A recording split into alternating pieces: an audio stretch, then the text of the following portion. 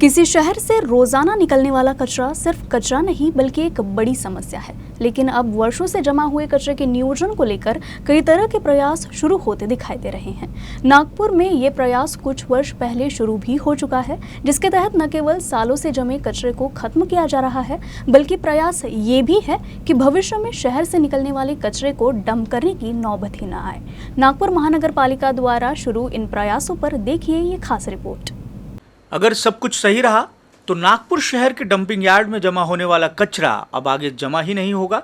नागपुर महानगर पालिका ने नीदरलैंड की कंपनी सुसबीडी से कचरे की प्रक्रिया को लेकर हाल ही में एक करार किया है। इस करार के मुताबिक यह कंपनी अपने स्थानीय पार्टनर के साथ नागपुर में एक प्लांट स्थापित करेगी, जहां कचरे की रिसाइकलिंग के ही साथ सीबीजी तैयार की जाएगी। इसकी मदद से सीएनजी गैस तैयार की जाएगी।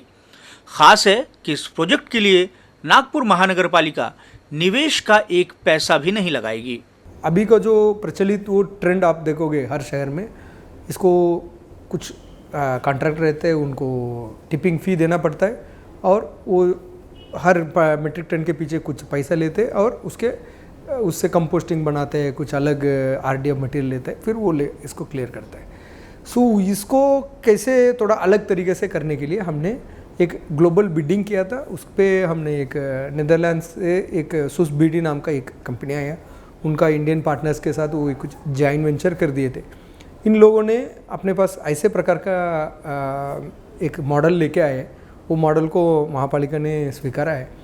ऑब्वियसली वो जो टेक्नोलॉजी उसको पूरा नीरीके से वगैरह सर्टिफाई करके इसको आगे हमने ऐसे लेके गए। वैसे इस मॉडल में हमने कोई टिपिंग फ़ी देने वाले नहीं है। उल्टा उनसे पैसा हम हर साल 15-20 लाख रुपए का पैसा लेने वाले रॉयल्टी के स्वरूप में। कंपनी को महानगर पालिका अपने मलकियत की जगह देगी। नीदरलैंड के ही साथ कई यूरोपीय देशों में सॉलिड वेस्ट मैनेजमेंट का काम करने वाली कंपनी सुसबीडी की तैयारी भारत के कई शहरों में निवेश की है, लेकिन उसने अपने शुरुआती बड़े निवेश के लिए नागपुर को चुना।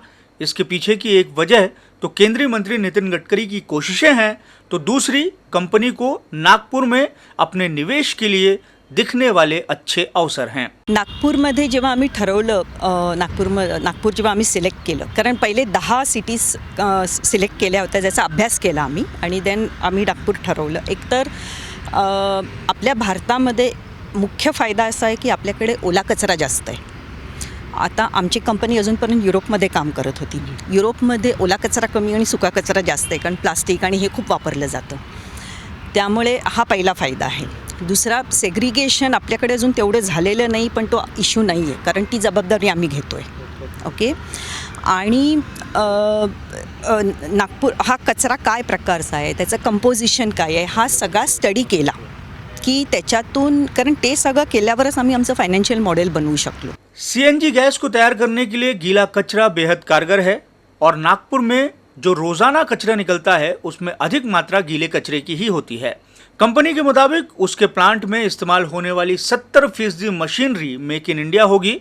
नागपुर देश के उन प्रमुख शहरों में से है जो रोजाना निकलने वाले कचरे की समस्या से परेशान है, लेकिन अब वेस्ट को वेल्थ में बदलने के लिए व्यापक स्तर पर पहल शुरू की जा चुकी है। नागपुर महानगर पालिका ने न सिर्फ भविष्य में निकलने वाले कचरे के नियोजन को लेकर प्लान तैयार किया है, बल्कि वर्षों से उसके डंपिंग यार्ड में पड़े कचरे के निपटारे को लेकर भी प्रयास शुरू किए जा चुके हैं।